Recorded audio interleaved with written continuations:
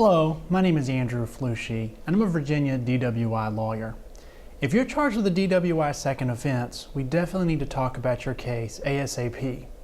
One of the best defenses in a second offense case is to at least argue about the prior offense, so we can try to argue that it really is not a second, that it's just a first.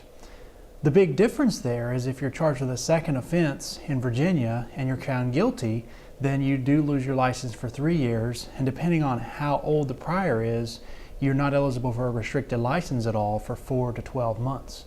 So there's a lot of time where you can't drive at all, and then you have 2 more years or more where you have to mess with a restricted license.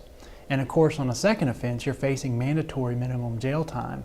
No matter how old the prior is, there's some level of mandatory minimum jail time if you're found guilty. That's why it's so critical that we need to talk about your case ASAP so we can start investigating the prior offense. If it's from out of state, for example, then a lot of times there can be a good argument to try to get that prior excluded from court. So one of the issues that comes up sometimes is maybe the judge doesn't sign the paperwork. Maybe they don't check the correct box. Or maybe there's a more complicated legal issue about the law in question in your state where you received that other DWI.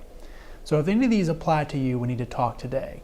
You can begin by requesting a copy of my free book, How to Overcome Virginia DUI or DWI. You can just click the link in this video, or you can give us a call at the number below and we can start talking about your case, about what you're looking at and where that prior took place and how we can maybe challenge that to at least try to beat the second offense issue, to at least try to make this just a first offense DWI in Virginia.